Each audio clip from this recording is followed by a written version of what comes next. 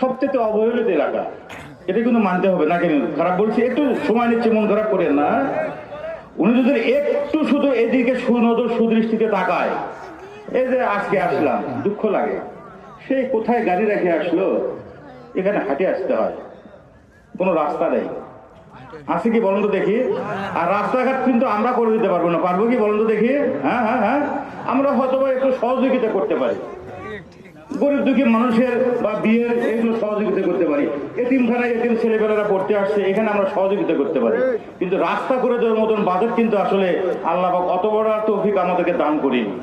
তা যাক, আমি আমার প্রধান অতিথিকে অনুরোধ করব, যেহেতু উনিও আজকে হেঁটে হেঁটে কষ্ট করে আসছেন সেই কলারশিপা থেকে, আমি আমার থেকে অনুরোধ করব তাকে, মানে স্ট্রংলি অনুরোধ করবো যেন এই বছরে আমাদের এই রাস্তাটা যেন হয় ইনশাআল্লাহ।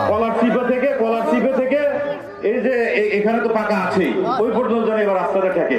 আপনারা সবাই অনুরোধ করবেন, কারণ আল্লাহ পাকের রহমতে, আমি তো একটু আগে বললাম, ওনাকে যে মানে ক্ষমতা দেওয়ার মালিক আল্লাহ পাক, মানে উনি ইচ্ছা করলে, যদি মন চায়, যদি উনি মনে করেন যে না এই আসলে এটা কি পারা জানা, উত্তরপাড়া সবচেয়ে অবহেলিত পাড়া, কিন্তু মন খারাপ করার দরকার নেই, পরলোকি করে লাভ নাই, সবচেয়ে অবহেলিত না? হ্যাঁ, রাস্তা নাই, ঘাট নাই, কিছু নাই। তা যাক, এবার ইনশাল্লাহ হবে। আর আমি আরেকটি কথা বলতে চাচ্ছি, যেহেতু এটা একটা এতিমখানা, এতিম প্রতিষ্ঠান, এখানে অনেক গরিব দুঃখী ছেলে পেলে এখানে পড়াশোনা করার জন্য আসে, হাফেজ হওয়ার জন্য আসে, তাই না? তা আমরা যেনারা এখানে আসছি, যেনারা এখানে বসে আছি, আসলে একটা এতিমখানা যেমন আজকে একটা জলসা করছে, অবশ্যই কিন্তু একটা খরচ আছে।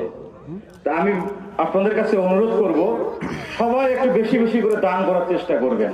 হাদিস কোরআনে আছে, দান করলে ধন কমে না, দান করলে ধন বাড়ে।